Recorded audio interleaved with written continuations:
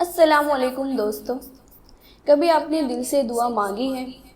راتوں کو رو رو کر، سجدوں میں گر کر، اور پھر بھی کچھ نہیں ملا۔ ایسا لگتا ہے جیسے اللہ سن ہی نہیں رہا۔ دنیا آگے بڑھ گئی، سب کی دعا قبول ہو گئی، بس میری ہی قبول کیوں نہیں ہوئی؟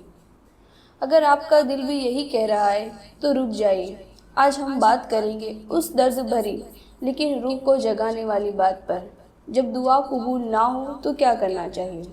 سب سے پہلے یہ سمجھنا ضروری ہے، دعا کا قبول ہونا صرف ایک فارم نہیں ہوتا۔ اسلام کے مطابق نبی صلی اللہ علیہ وسلم نے فرمایا، اللہ کسی کی دعا 3 طریقوں سے قبول کرتا ہے۔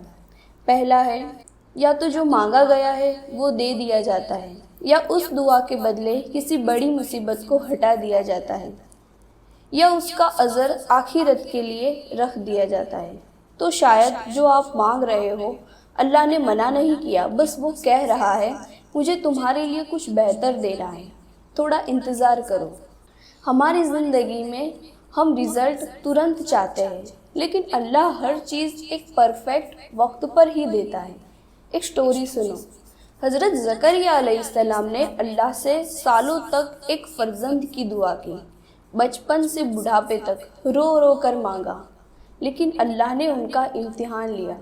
اور پھر ایک دن جب ان کی عمر بھی زیادہ ہو گئی تھی، اللہ نے کہا ہم نے تمہاری دعا سن لی۔ کب؟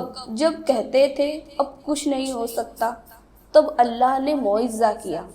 تو ہو سکتا ہے آپ کی دعا بھی اللہ نے لکھ رکھی ہو، لیکن اس وقت کے لیے جب وہ سب سے زیادہ ضروری ہوگی۔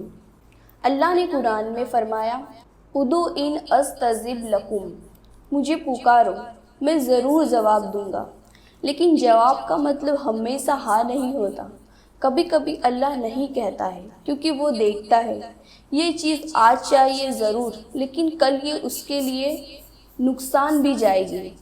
آپ ایک چھوٹے بچے کو آئس کریم ہر وقت نہیں دیتے نا، تو کیا اللہ جو ہر چیز جانتا ہے وہ بھی ہمیں وہی دے گا جو ہم چاہتے ہیں، چاہے وہ ہمیں بگاڑ دے؟ نہیں، وہ دیتا ہے جو ہمیں ضرورت ہے، نہ کیول چھوٹی دنیا کے لیے بلکہ آخرت کے لیے۔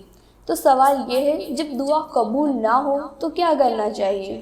دعا کرتے رہنا چھوڑو مت۔ نبی صلی اللہ علیہ وسلم نے فرمایا، تمہاری دعا قبول ہوتی رہے گی جب تک تم بے صبر نہ ہو جاؤ۔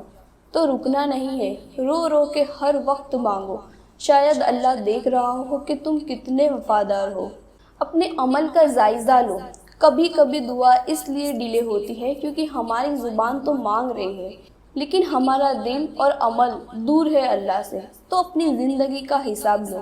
نماز، حلال ارننگ، گناہوں سے بچنا، یہ سب بھی دعاؤں کی قبولیت کا حصہ ہے۔ صبر اور توکل سیکھو۔ جس شخص نے اللہ پر یقین رکھنا سیکھ لیا، اس کے لیے ہر ڈیلے بھی ایک نعمت ہوتی ہے۔